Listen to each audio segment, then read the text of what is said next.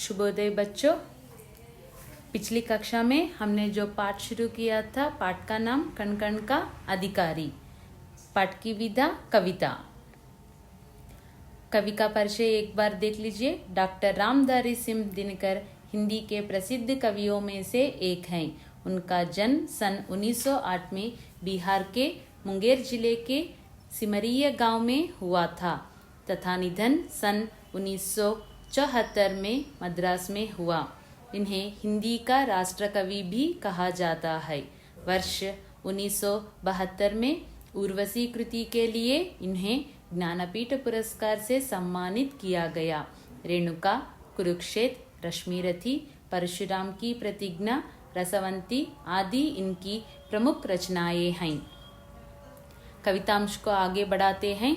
जिसने श्रम जल दिया उसे पीछे मत रह जाने दो, विजीत प्रकृति से पहले उसको सुख पाने दो। जो कुछ न्यास्त प्रकृति में है वह मनुष्य मात्र का धन है, धर्मराज उसके कण कण का अधिकारी जन जन है।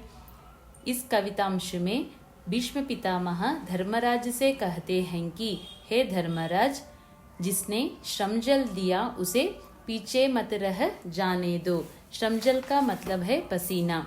जो परिश्रम करता है उसे पीछे मत रह जाने दो। विजीत प्रकृति से पहले, प्रकृति में जो रखा हुआ है, विजीत का मतलब है रखा हुआ। प्रकृति में जो कुछ भी रखा हुआ है उसे श्रम करने वाले को पाने दो, जिसे सुख पाने दो। जो कुछ न्यास्त प्रकृति में है, न्यास्त का मतलब है रखा हुआ। जो कुछ न्यास्त प्रकृति में जो कुछ भी रखा हुआ है वो मनुष्य मात्र का धन है।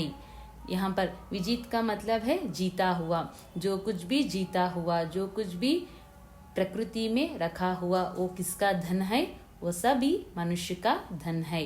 हे धर्मराज, हर अधिकारी, हर जन जन का अधिकार उसके कण कण में प्राप्त होता है। शब्दार्थ देखिए। श्रमजल पसीना, पीछे बाद, मत नहीं, विजीत जीता हुआ, प्रकृति कुदरत सुख संतोष, पाना मिलना, न्यास्त रखा हुआ, प्रकृति कुदरत, मनुज मनुष्य, धन संपत्ति, धर्मराज युधिष्ठिर, कण कण अणु, अधिकारी हक पाने वाला, जन लोग। कवितांश का भाव देखिए। जिस व्यक्ति ने श्रमजल दिया यानी सफलता पाने पसीना बहा दिया है, उसे कभी पीछे नहीं रहने देना है। यानी श्रम करने वाले को सुख से वंचित नहीं रखना चाहिए। जीती हुई प्रकृति से पहले उसे सुख पाने देना है। हे धर्मराज, भगवान ने जो कुछ इस प्रकृति में दिया है वह सब मानवों का संपत्ति है। इस पृथ्वी के प्रत्येक कण पर हर मानव का अधिकार है। यहाँ पर पाठ खत्म होता है।